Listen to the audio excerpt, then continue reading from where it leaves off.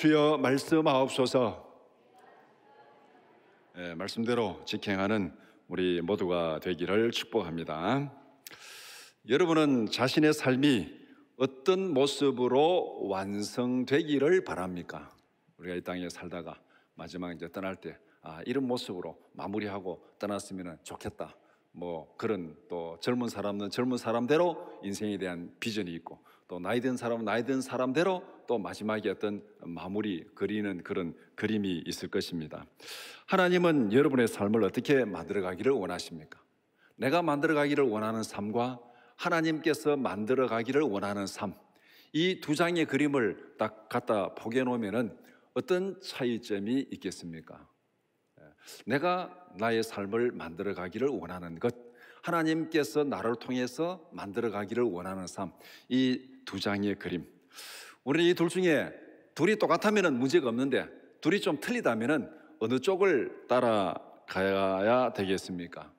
우리가 나름대로 기대는 있지만은 어떻게 보면은 어느 쪽도 따라가지 않고 가만히 앉아있지는 않은지 모르겠습니다. 내가 이렇게 했으면 좋겠다 하면서도 아무런 행동이 없다면, 하나님이 이렇게 하기를 원하실 거야 하고도 아무런 행동이 없다면, 우리는 분명히 그림을 보고 있지만은 거기에 따라가지 않는 그런 우리의 모습, 어쩌면 양쪽도 안 따라가는 그런 모습이 될 수 있어요. 내가 원하지만 행동하지 않고 하나님의 뜻은 알지만 행동하지 않으면 결국은 두 개의 그림을 알고는 있지만은 우리는 아무것도 하지 않는 그런 또 잘못을 범할 수도 있습니다. 창세기 12장은 역사적으로나 개인적으로나 큰 전환점을 이루는 말씀입니다.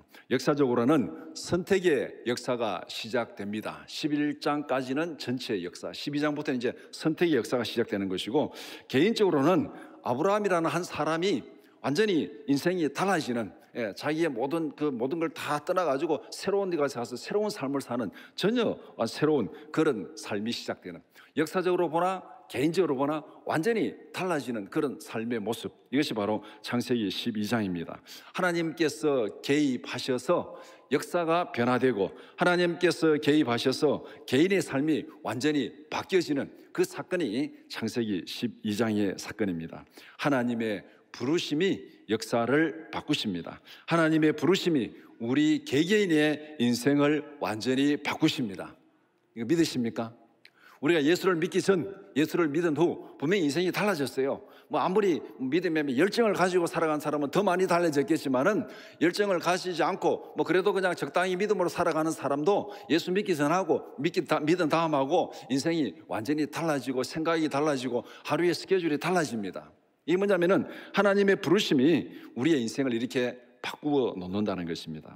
하나님의 부르심에 어떻게 반응하며 살아가야 되는가, 거기에 따라서 우리의 삶이 완전히 달라집니다. 불순종한 아담처럼 타락의 조상이 될 수도 있습니다. 하나님이 부르셨는데 거기에 불순종하면은 아담처럼 타락의 조상이 될 수도 있어요. 아니면은 아브라함처럼 순종의 조상이 될 수도 있습니다. 어떤 형태로든 하나님은 우리를 부르십니다. 부르시는데 거기에 순종하느냐 불순종하느냐, 거기에 따라서 우리의 인생은 두 가지 그림으로 완전히 달라집니다.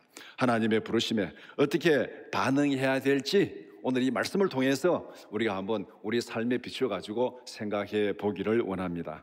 창세기 12장 1절에서 9절을 두 부분으로 나누어서 함께 살펴보고자 합니다. 첫 번째는 하나님의 부르심 1절에서 3절, 두 번째는 아브라함의 순종 4절에서 9절입니다. 첫 번째, 하나님의 부르심. 첫 번째 질문, 하나님께서 아브라함에게 무엇을 명령하셨습니까? 간단하게 1절에 명령 두 가지를 딱 합니다. 떠나라. 첫 번째는 떠나라. 너는 너의 고향과 친척과 아버지의 집을 떠나라, 이렇게 명령하고, 두 번째는 가라. 떠나면은 어디로 떠날 건가? 이쪽으로 가라, 그렇게 말씀합니다. 내가 내게 보여줄 땅으로 가라. 아브라함이 지금 다 보고 답사하고 와서 거기 좋겠다 그렇게 해서 가는 거 아니에요. 내가 지시할 땅으로, 보여줄 땅으로 가라. 참 무모한 일 아닙니까? 여러분들 무슨 땅을 살 때, 집을 살 때 가서 다 보고, 땅도 보고, 앞으로 어떻게 계획이 어떻게 될 건가 여러 가지 다 보고 나서 거기 좋겠다 하고 거기에 사는 거잖아요. 근데 아브라함은 이제 그게 아니에요. 지금 떠나라 얘기해. 떠나라. 쉽게 말하면 우리가 말하는 대로 하면은 지금 살고 있는 집 팔아라. 그 다음에 내가 가서 딱 집어주는 집 사라. 뭐 어떤 집인지 몰라요. 그러니까 여러분 그렇게 쉽게 하겠어요? 집 팔아라. 내가 딱 집어주는 집 사라 그냥.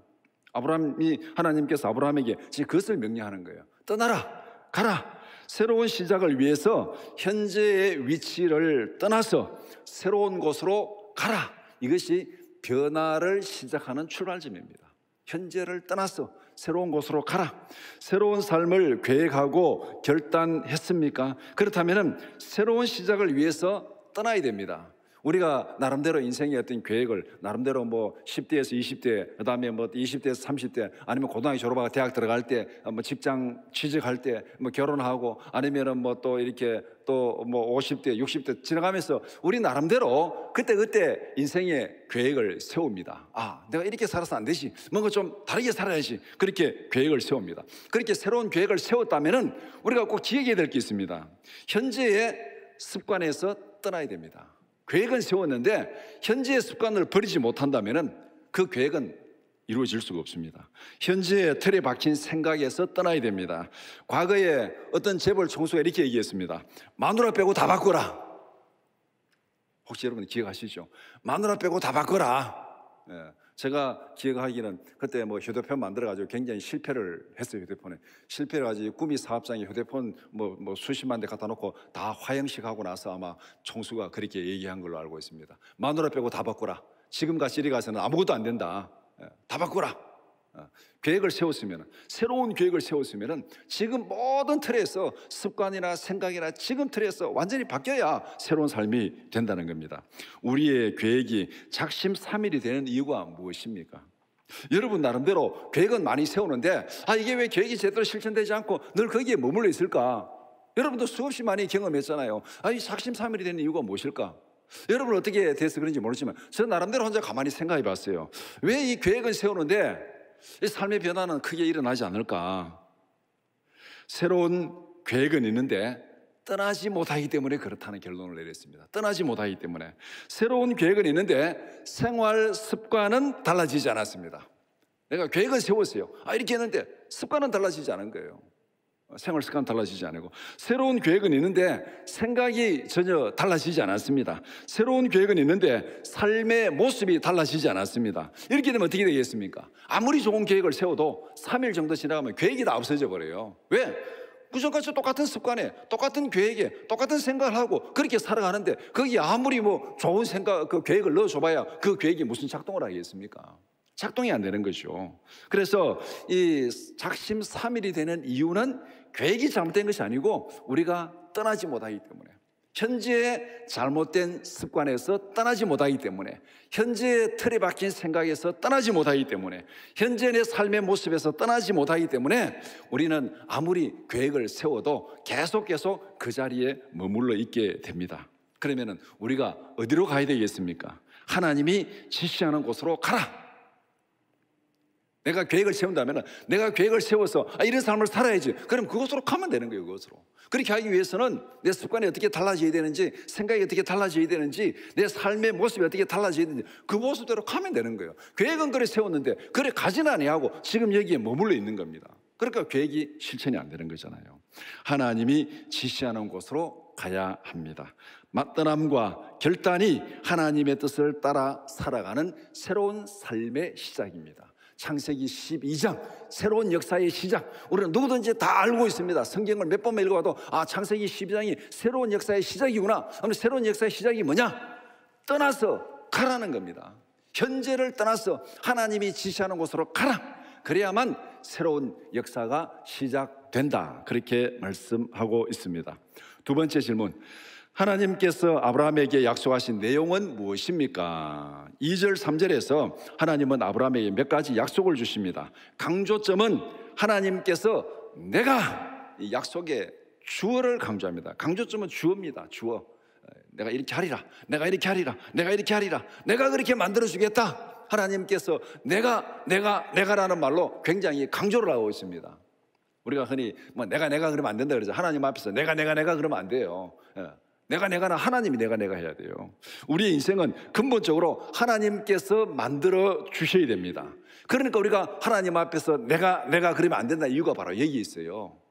하나님께서 우리 인생을 만들어 주셔야 됩니다. 하나님이 만드신 틀 안에서 내가 이것저것을 채워가는 것, 이것이 우리의 인생이에요. 크게 보면은 내가 어떤 것을 만드는 것이 아니고, 내가 어떤 인생에 큰 계획을 세우는 건 아니고, 우리가 살아오면서 지금까지 지나온 인생을 한번 돌아보시면은 여러분들이 계획하고 여러분들이 생각한 대로 얼마나 거기에 맞게 왔습니까?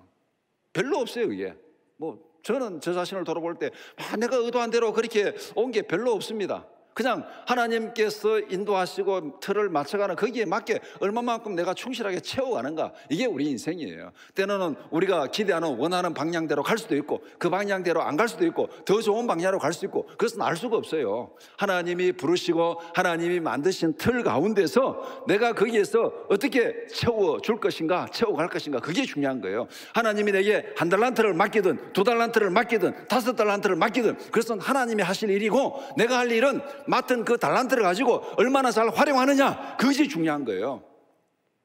그런데 맡은 거 가지고 활용할 생각은 안 하고, 나는 저 사람은 5달란트 받았는데 나는 왜 1달란트밖에 안 주냐, 이것만 비교해 가지고 불평하고 있으면 그 인생은 실패할 인생이 될 수밖에 없습니다. 하나님께서 부르시고 하나님께서 만드신 틀 안에서 우리가 이것저것을 채워가는데, 오늘 하나님께서 아브라함을 불렀습니다. 그 다음에 하나님께서 내가 이렇게 해주겠다, 이 약속을 했는데, 이 약속 하나하나 이렇게 잘라보면은, 첫 번째, 내가 너로 큰 민족을 이루겠다. 내가 너로 큰 민족을 이루겠다. 하나님께서 큰 민족을 이루어 주겠다는 거예요. 두 번째, 내가 너에게 복을 주겠다. 세 번째, 내가 너의 이름을 창대하게 하겠다. 네 번째, 너를 축복하는 자에게는 내가 복을 주겠다. 다섯 번째, 너를 저주하는 자에게는 내가 저주하리라. 야, 이거 진짜 대단한 거 아닙니까? 너를 축복하는 자에게는 내가 축복하겠다. 너를 저주하는 자에게는 내가 저주하겠다.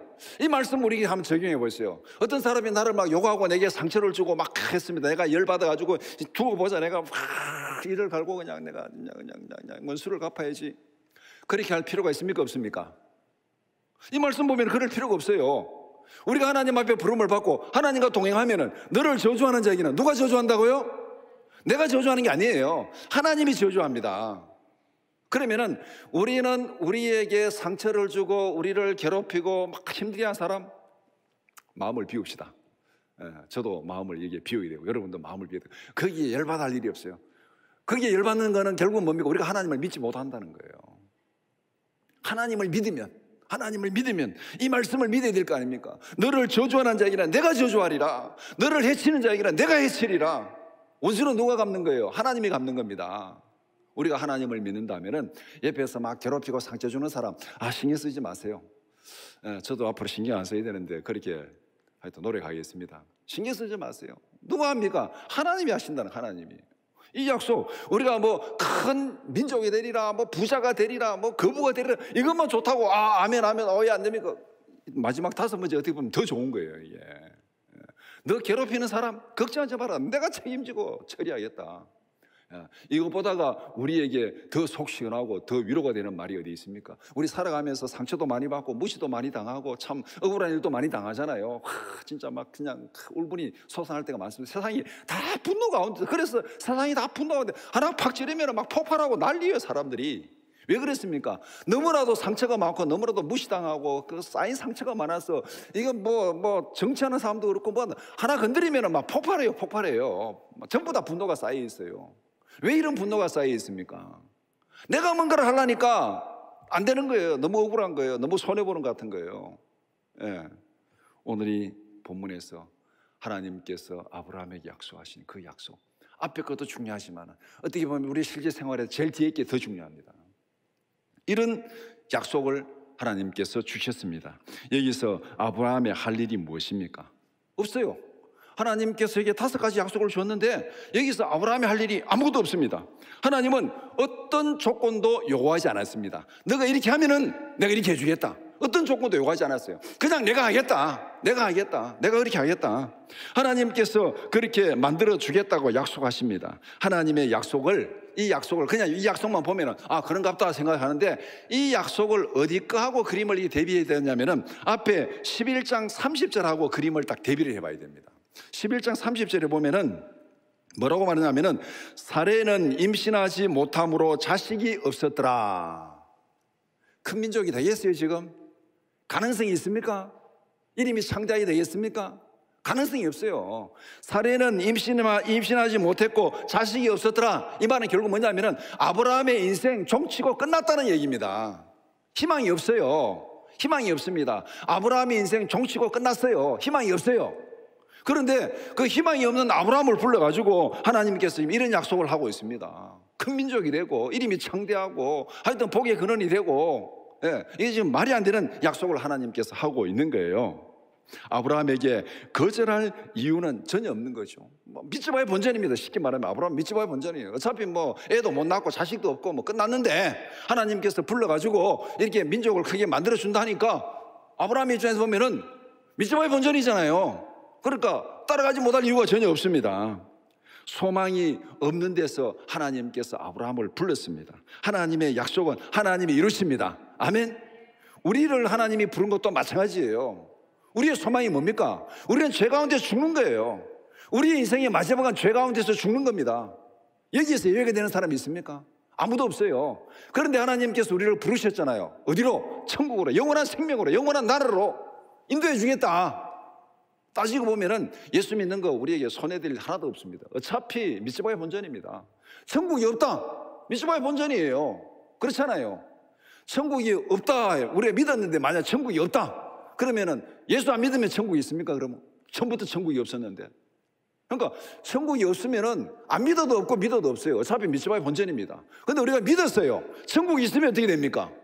대박이죠. 이거 대박이지. 천국이 없다고 안 믿는 사람은 완전 쪽박 사는 거고, 믿었는데 천국이 있습니다. 대박이잖아요. 그러니까 오늘 본문에서 아브라함이 하나님의 약속을 믿고 따라가는 거나 우리가 예수를 믿고 따라가는 거나 속된 말로 믿지마의 본전입니다. 믿지마의 본전이고 하나님의 약속을 이루시면 세상에 대박도 이런 대박이 없어요. 죄 가운데 죽는 걸로 끝나는 인생이 천국에서 영원한 영광과 영원한 삶을 누린다면 이거보다 더 큰 대박이 어디 있습니까? 이렇게 하나님이 우리를 부르신 거예요. 하나님의 약속은 하나님이 이루십니다. 우리에게 영원한 생명을 주는 것도 하나님이 주시는 것이고 우리에게 천국을 주는 것도 하나님이 주시는 것이고 영원한 영광을 주는 것도 하나님이 주시는 거예요. 우리가 그것을 만들 수 없어요. 아브라함도 마찬가지입니다. 자식이 없고 다 끝났어요. 그런데 큰 민족을 이루어주겠다. 누가? 내가. 하나님이 내가 그렇게 하겠다. 우리는 하나님이 내가 할 때 아멘으로 받아야 되지, 하나님이 내가 할 때 거기에 맞장구 쳐가지고 아닙니다, 내가 하겠습니다, 이거는 완전히 죽기로 작정한 그런 삶입니다. 세 번째 질문, 하나님께서 아브라함에게 복을 주시는 이유는 무엇이라고 말씀합니까?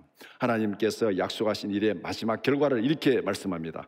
땅의 모든 민족이 너로 말미암아 복을 얻을 것이라. 하나님은 아브라함에게 상상도 못하는 대박을 약속하셨습니다. 그 약속은 누구를 위한 것입니까? 물론 아브라함 자신을 위한 것일 수도 있습니다. 자식도 없고 다 끝났는데 그 큰 민족이 되고 이름이 창대하는 거, 이거보다 더 큰 복이 어디 있습니까? 아브라함 자신을 위한 복이에요. 그런데 하나님의 약속은 아브라함에게서 끝나는 게 아니에요. 아브라함에게서만 끝나는 게 아닙니다. 아브라함을 넘어서 모든 민족, 땅의 모든 민족이 너를 통해서 복을 받으리라. 쉽게 말하면 아브라함의 그릇이 있는데 아브라함의 이 그릇은 빈 그릇입니다. 왜? 임신도 못하고 자식도 없고 아무것도 없어요. 빈 그릇이에요. 텅텅 빈 그릇, 인생에 텅텅 빈 그릇을 가지고 있는데 하나님께서 거기에 막 복을 막 넘치도록 부어준 거예요. 그러니까 아브라함의 그릇이 가득 차가지고 막 흘러 넘쳐가는 거, 흘러 넘쳐. 어디로 흘러 넘쳐갑니까? 땅 끝까지 흘러 넘쳐가는 거. 이게 하나님께서 아브라함이 주시는 복이에요. 빈 그릇 가지고 끝나야 되는 인생인데 하나님이 거기에 쏟아 부어줘가지고 아브라함의 그릇이 가득 차고 그 다음에 그것이 막 흘러 넘쳐가지고 세상으로 흘러가는 이 복, 이것이 지금 하나님께서 아브라함에게 주신 복입니다. 결과적으로 땅의 모든 민족을 구원하기 위한 하나님의 약속입니다. 아브라함은 하나님 앞에서 축복의 통로로 부름을 받은 것입니다. 아브라함을 모든 민족에게 복을 주시는 축복의 통로로 사용하겠다. 너의 그릇을 채우고 너의 그릇이 흘러 넘쳐서 모든 사람이 복을 받는, 그렇게 하겠다는 것이죠. 우리의 삶이 하나님의 복을 전달하는 축복의 통로가 되기를 축복합니다. 우리의 그릇이 채워지고 이 그릇이 흘러 넘쳐서 다른 사람들에게 복이 흘러가는 그런 삶의 복의 통로가 되기를 바랍니다. 우리에게서만 끝난다면 별로 인생이 재미가 없어요. 이게. 우리에게서만 끝난다면. 뭐 아무리 쌓아둔들 뭐 하겠습니까 이거? 뭐 가져갑니까? 못 가져가잖아요. 아무리 쌓아둔들 이거 뭐 아무것도 없어요. 많이 쌓아놓으면 나중에 뭐 장례식장에서 그냥 쌓아만 붙이는 것밖에 더 되겠습니까? 이것이 우리를 통해서 흘러가서 다른 사람의 삶을 풍성하게 만들 때 내게도 기쁨이 있고 하나님 앞에서도 이게 정말 의미 있는 하나님의 뜻을 이루는 겁니다. 여기서 1절과 2절, 3절을 한 묶음으로 묶어서 보아야 됩니다. 하나님의 부르심은 명령으로 표현되어 있습니다. 고향을 떠나라, 내가 보여줄 땅으로 가라. 이게 하나님의 명령이에요. 떠나라, 가라. 그런데 하나님의 명령은 명령으로 끝나는 것이 아닙니다. 하나님의 명령은 반드시 뒤에 약속이 따라옵니다. 이게 중요한 거예요. 하나님의 명령은 반드시 약속이 따라옵니다. 어떤 약속이 따라왔습니까? 너에게 복을 주어서 모든 민족에게 복을 전달하는 축복의 통로가 되게 하겠다. 결과적으로 하나님의 명령은 명령이 아니라 약속입니다. 약속. 그래서 성경에 우리가 성경을 읽을 때 하나님의 명령, 다 명령을 읽을 때 때로는 우리가 이제 십계명도 다 명령이잖아요. 뭐 살인하지 말라, 뭐 하지 말라, 뭐 하지 말라 다 명령이잖아요. 우리 명령 부담스럽게 받아들일 수 있습니다. 그러나 그 명령에는 반드시 약속이 따라온다는 거. 약속이 따라온다. 그러니까 명령만 보지 말고 그 명령 뒤에 있는 약속을 보라는 거예요. 그럼 결국은 뭡니까? 명령을 들을 때 약속을 보라는 거. 이렇게 쉽게 예를 들면은 뭐 너는 내게 부르짖으라. 너는 내게 부르짖으라. 명령이잖아요. 기도하라고 명령입니다. 근데 그 명령으로 끝났습니까? 뒤에 뭡니까? 내가 알지 못하는 크고 은밀한 일로 내가 내게 응답하겠다. 약속이잖아요. 그러니까 하나님의 명령은 반드시 약속을 수반하기 때문에 1절과 2절, 3절은 분리되면 안 돼요. 성경에서 하나님의 명령과 약속이 분리되면 안 돼요. 우리는 명령을 받을 때 약속을 봐야 됩니다. 그래서 결과적으로 하나님의 명령은 하나님의 명령이 아니라 약속으로 부르심이다. 그래서 하나님의 부르심이 명령이 아니라 약속입니다. 이게 1절에서 3절까지. 그다음에 두 번째, 아브라함의 순종. 첫 번째 질문, 하나님의 부르심에 아브라함은 어떻게 반응하였습니까? 4절에서 아브라함의 반응을 이렇게 말씀합니다. 이에 아브라함이 여호와의 말씀을 따라갔고, 하나님께서 말씀하시고 아브라함은 말씀에 따라 행동했습니다. 하나님께서 명령하시고 아브라함은 그 말씀대로 순종했습니다. 중요한 게 뭡니까? 따라갔고 행동이 중요해요. 우리가 작심삼일이 된 이유가 뭐라 그랬어요? 계획은 있는데 행동이 없어요. 생각이 안 바뀌고 습관이 안 바뀌고 삶이 안 바뀌고 그게 눌러앉아 있으니까 변화가 없잖아요. 근데 이게 본문에서 하나님이 부르시고 아브라함은 말씀을 따라 생각했고가 아니라 말씀을 따라 갔고 행동했습니다. 창세기 전체를 지배하는 흐름이 이것입니다. 창세기 전체를 지배하는, 아니면 성경 전체를 지배하는 흐름이 이것입니다. 하나님이 말씀하시고 말씀대로 순종했다. 창조의 부르심이 뭡니까? 빛이 있으라니까 빛이 있었습니다. 구원의 부르심도 마찬가지입니다. 이제 아브라함의 부르심이 구원의 부르심이잖아요. 아브라함을 불렀고 아브라함의 말씀대로 갔고 따라갔고, 오늘 우리의 반응도 이 원칙에 따라 이루어져야 됩니다. 하나님께서 말씀하시면 그 말씀에 따라 순종합시다. 말씀이 주어졌는데 앉아있으면 아무런 효과가 없어요. 말씀이 떨어지면 그대로 행동하고 그대로 순종하는 거예요. 아브라함은 하나님의 말씀에 따라 하란을 떠나서 가나안으로 갔습니다. 아브라함은 하나님의 약속을 그대로 믿었습니다. 아브라함은 하나님의 약속에 어떤 증거도 요구하지 않았습니다. 하나님께서 아브라함의 약속을 주면서 어떤 조건도 제시하지 않았어요. 내가 이렇게 하면 큰 민족을 이루어주겠다. 조건 없습니다. 그런데 아브라함도 어떤 증거도 요구하지 않았습니다. 내가 가는데 뭐 증거를 보여주세요. 성경에 증거를 요구하는 경우들이 많이 있잖아요. 뭐 기드온이 하나님의 부름을 받을 때에 막 증거를 요구했잖아요. 증거를 양털에 뭐 이슬이 내리고 어쩌고 저쩌고 막 증거를 요구했잖아요. 증거를 요구하는, 그런데 아브라함은 어떤 증거도 요구하지 않았습니다. 그냥 갔습니다. 약속을 믿고 행동으로 순종하는 것, 이것이 진정한 믿음입니다. 약속을 믿고 행동으로 순종하는 것. 아브라함의 행동은 주위 사람들에게는 바보처럼 보였을 것입니다. 그러나 아브라함은 하나님을 믿었기 때문에 그렇게 행동했습니다. 앞에 이 또 부르심의 앞에 창세기 앞에 노아를 불러가지고 방주를 만들어라. 그 노아가 방주를 만들 때 주위 사람들이 얼마나 비웃었겠습니까? 말도 안 되는 대학변 멸관 하늘에 뭐냐 삼국대기에서 뭐 방주를 만든다고 온갖 뭐 조롱하면서 그렇게 했을 것입니다. 그런데 아브라함의 행동도 마찬가지죠. 믿음으로 살아가는 행동은 주위 사람들이 손가락질 받는 게 정상이에요. 손가락질 안 받고 믿음으로 살아가는 것은 그는 믿음으로 살아가는 게 아니에요. 노아의 행동 순종도 그랬고 아브라함의 순종도 그렇고 오늘 우리가 살아가는 것도 마찬가지입니다. 여러분들 믿음으로 살아가면서 믿지 않는 친구들, 믿지 않는 주위 사람들에게 그래야지 그래 이래야지 이래 그들의 요구를 다 들어주고 그렇게 믿음으로 살아가는 방법이 있습니까? 없어요. 그건 믿음으로 사는 게 아니에요. 떠나는 게 아니에요. 거기에 머물러 앉아 있는 겁니다. 아브라함의 행동은 주위 사람들에게 바보처럼 보였을지 모르지만은 그는 하나님을 믿었기 때문에 하나님의 능력을 믿었기 때문에 그렇게 행동했습니다. 고린도전서 1장 25절 말씀 같이 보겠습니다. 하나님의 어리석음이 사람보다 지혜롭고 하나님의 약하심이 사람보다 강하니라. 세상 사람들에게 어리석고 미련하게 보일지라도 하나님의 지혜를 믿고 살아갑시다. 하나님의 능력을 믿고 순종합시다. 이것밖에는 다른 거 없어요. 세상 사람들이 뭐 책임져 줍니까? 우리 보고 이러다 저러다 막 여론대로 했다가 뭐 책임져 줍니까? 책임져 주는 거 아무것도 없어요. 그냥 막 훈수 들다가 뭐 아니면 따라가 버리고 끝이에요. 그냥 우리는 하나님의 지혜를 믿고 하나님의 능력을 믿고 살아가는 것. 세상 사람들이 손가락질하든 세상 사람들이 비난하든 그것은 별로 중요하지 않습니다. 하나님 앞에서 내가 받은 약속이 분명하냐, 하나님의 능력이 분명하냐, 그것만 믿으면 되는 거예요. 그 믿음대로 살아가는 것.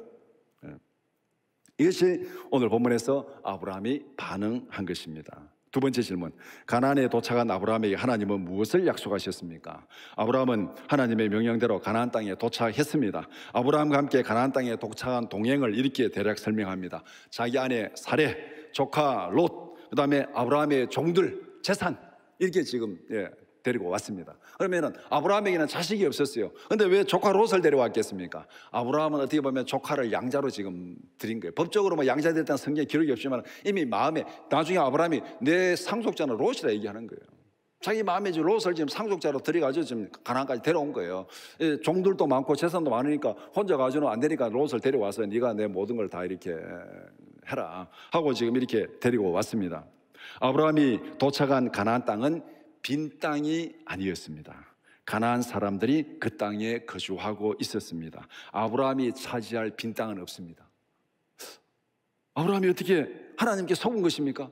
하나님께서 내가 지시할 땅으로 가라 했는데 갔어요. 가나안 땅에 갔습니다. 가면 거기에 막 빈 땅이 와 있어가지고 막 내가 차지할 땅이 있는 줄 알았는데 가보니까 사람들이 다 살고 있어요. 빈 땅이 하나도 없어요. 이럴 수가. 하나님이 주신다 했는데 이럴 수가 있느냐. 어떻게 보면 아브라함 입장에서 황당할 수도 있잖아요. 이 순간 하나님은 아브라함에게 이렇게 약속하십니다. 7절에 내가 이 땅을 내 자손에게 주리라. 내가 이 땅을 내 자손에게 주리라.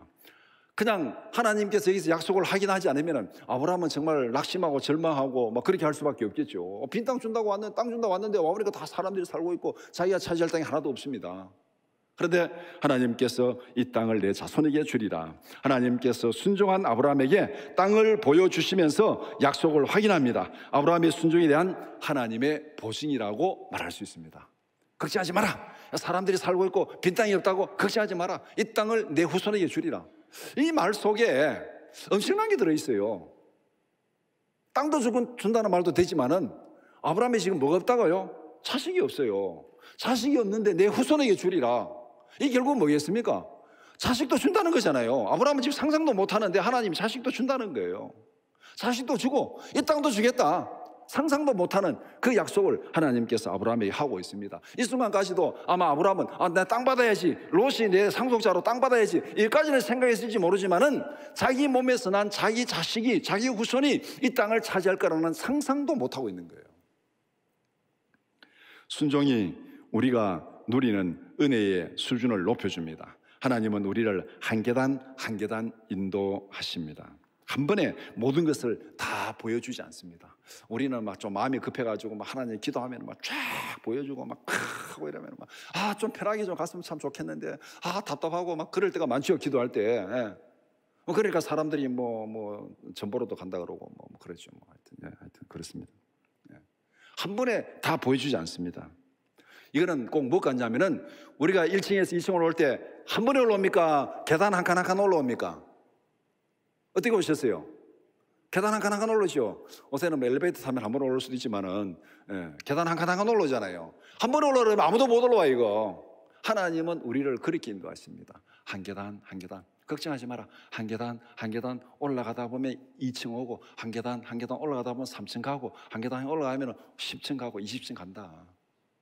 우리의 순종이 우리가 누리는 은혜의 수준을 높여줍니다. 순종이 우리가 한 계단 한 계단 순종하면은 우리가 그만큼 하나님 앞에서 한 단계 한 단계 올라가는 거예요. 하나님이 명령하시고 부르실 때 앉아서 생각만 하지 말고 행동으로 순종하는 우리 모두가 되기를 축복합니다. 한 번에 많이 갈 생각하지 마시고 한 계단, 한 계단, 두 계단, 세 계단 가지 말고 한 계단. 자, 계단 내려갈 때 예전에 고등학교 다니고 뭐 어릴 때는 막 내려갈 때 막 5계단, 6계단 막 쿵쿵쿵 뛰어 내려가는데 요새는 그래 내려가면은 바로 병원에 가야 되겠죠. 한 계단 한 계단 급하게 생각하지 말고 한 계단 한 계단 그렇게 순종하면은 어느덧 2층, 3층, 4층 와 있어요. 너무 욕심 부리지 말고 하나님, 오늘은 여기까지 순종하겠습니다. 오늘은 여기까지 순종하는, 앉아 있는 것이 중요한 것이 아니고 한 계단 한 계단 가는 것이 중요한 거예요. 가는 것. 세 번째 질문. 가나안에 도착한 아브라함은 어디에 거주하였습니까? 가나안에 도착한 아브라함에게는 정해진 거주지가 없었습니다. 여기저기로 옮겨 다녔습니다. 세겜 땅에서 베델 동쪽 산으로, 그 다음에 점점 남방으로 갔다, 그렇게 말합니다. 여기저기 돌아다니는 아브라함의 심정은 어땠겠습니까? 처량하고 슬펐겠습니까? 그럴 수도 있겠죠. 하나님께서 가라고 해서 왔는데 이게 도대체 뭔가, 이게 정착할 땅도 한 평 없이 떠돌이 신세가 웬 말이냐, 이런 생각에 짓눌리면은, 이런 생각에 계속 짓눌리면은 하나님에 대해서 어떻게 생각하겠습니까? 감사가 나오겠어요? 원망불평이 나오겠어요? 감사보다 원망불평이 나오는 거죠. 하나님이 가라 해서 왔는데 이게 뭡니까 도대체? 실제로 애굽 땅에서 광야로 나온 이스라엘 백성들은 그러했습니다. 광야를 보고 먹을 것도 없고 마실 것도 없고 힘들고 막 그렇게 하다 보니까 하나님 앞에 원망불평하다 거기서 다 죽어버렸어요. 아브라함은 처량했겠습니까? 신나고 즐거웠겠습니까? 아마도 제 생각할 때는 아브라함은 신나고 즐거웠을 것 같아요. 왜냐하면 새로 이사온 집을 이방 저방 돌아다니는 아이들 생각 한번 해보시기 바랍니다. 좁은 집에 살다가 넓은 집에 새 집으로 이사를 왔어요. 그러면 누가 제일 좋아합니까? 먼저 애들이 내 방이 없었는데 내 방이 있네 하고 막 쫓아다니고 막 보고 막 그러잖아요. 이 방 저 방 쫓아다니고 이것도 보고 저것도 막 쫓아다니는 그 기분이 어쩌면은 지금 가나안 땅에 와서 여기 갔다가 저기 갔다가 텐트를 치면서 여기저기 막 이동해 다니는 그 아브라함의 마음이 아닐까. 왜? 하나님께서 이 땅을 내 후손에게 주리라 약속했으니까 장차 내 후손이 받을 땅이 어떤 땅인가, 여기는 이렇구나, 저쪽 여기는 이렇구나, 그 다음 저쪽에는 저기는 저렇구나. 그러니까 아브라함은 막 돌아다녀 봐야 돼요. 지금 이거 탑승하는 거잖아요. 훗날 모세가 갈렙에게 맹세한 내용을 아브라함은 이미 실천했습니다. 여호수아 14장 9절 말씀 같이 보겠습니다. 그날에 모세가 맹세하여 이르되 내가 내 하나님 여호와께 충성하였은즉 내 발로 밟는 땅은 영원히 너와 내 자손의 기업이 되리라 하였나이다. 아브라함은 지금 다 답사하면서 발로 다 밟고 있습니다. 아브라함이 답사한 그 땅을 하나님께서 주셨어요. 현재의 환경만 보면은 절망입니다. 아브라함이 가나안 땅에 와서 현재의 환경을 보면 절망이에요. 빈 땅 하나도 없어요. 자기가 차지할 땅 없어요. 거기에 다른 사람이 다 살고 있습니다. 그런데 하나님의 약속을 보면은 소망입니다. 하나님이 주신 데 했으니까, 하나님의 약속은 하나님이 이루시니까, 하나님이 주신 데 했으니까. 믿음의 삶은 현재의 환경을 보고 살아가는 것이 아닙니다. 지금 이러니까 그게 아니에요. 믿음의 삶은 하나님께서 주신 약속을 믿고 살아가는 삶입니다. 현재의 환경이 중요한 것이 아니라 하나님께서 내게 약속하신 것이 무엇인가, 그것을 보고 살아가는 것, 그것이 소망이 있고 그게 희망이 있는 거예요.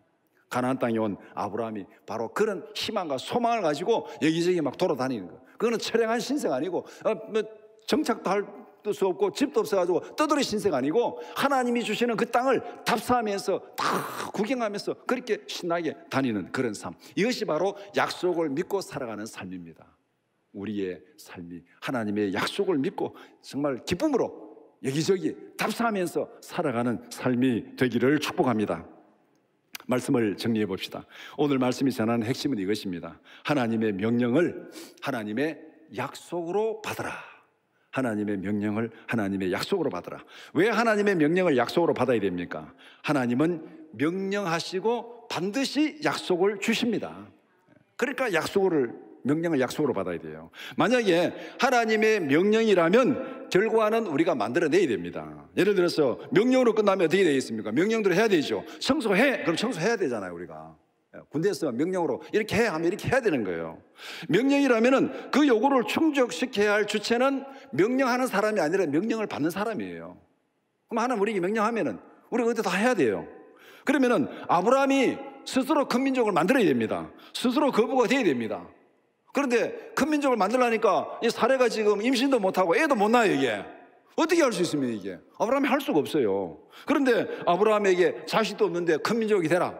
그러면 그 명령으로 끝나버리면은 도저히 할 수 없는 것을 하나님께서 아브라함이 하라고 시키는, 하나님은 잔인한 하나님이 되는 거죠. 할 수 없는 거 뻔히 알면서 하라고 하니까 하나님은 우리에게 그렇게 명령하는 분이 아니라는 거예요. 명령하시고 내가 이루어 주겠다. 너는 따라 모아라 이 말이에요. 명령하시고 내가 이루어 줄 테니까 따라오너라. 만약 하나님의 명령이 약속이라면 결과는 하나님이 만드십니다. 하나님의 약속은 하나님의 결과를 만들어내는 거예요. 하나님의 명령이 요구하는 결과를 하나님이 만들어냅니다. 하나님의 말씀이 결과를 만들어냅니다. 이게 말씀의 능력이에요. 하나님의 말씀이 결과를 만들어내는 거예요. 빛이 있으라. 빛이 있었습니다. 고향을 떠나 내가 지시할 땅으로 가라. 그러면은 그 모든 것을 내가 주겠다. 큰 민족을 이루고 이름이 창대케 하고 거부가 되고 땅을 주고 후손을 주겠다. 믿음대로 되라. 신약에 보면은 내 믿음대로 되라. 그러니까 눈도 뜨고 안지명이 늘어나고 믿음대로 되라. 하나님의 말씀이 능력이에요. 그러니까 이 하나님의 명령이 약속이고 능력입니다. 하나님의 명령이 하나님의 약속이라면은 우리는 하나님이 만들어낸 결과를 받아서 기쁨으로 누리면 되는 거예요. 약속에 따라서 명령에 순종하는 것은 결국 뭡니까? 하나님이 만들어내는 그 결과를 받아서 누리러 가는 거예요. 누리러 가는 거. 명령을 약속으로 받는다는 것은, 하나님의 명령에 순종하는 것은 하나님이 만들어낸 결과를 받으러 가는 겁니다. 받으러. 예. 우리 받으러 가는 거는 힘들지 않잖아요. 은행에 가면 돈 준다. 가서 받아라. 그러면 다 받으러 가잖아요. 우리 국가 지원금 주고 할 때 어디 가면 돈 준다. 돈 받으러 가잖아요. 이게 명령이에요. 성경에 기록된 하나님의 명령을 약속으로 받아 누리는 우리 모두가 되기를 축복합니다. 이것이 아브라함의 믿음이고, 이것이 믿음의 조상이고, 그 믿음의 조상의 삶을 따라가는 삶이 바로 이것이요. 하나님의 명령을 명령으로 받지 아니하고 하나님의 명령을 약속으로 받고 그 명령에 순종하며 은혜를 누리러 나가는 삶, 이것이 바로 믿음의 삶입니다. 이 삶을 살아가는 우리 모두가 되기를 축복합니다.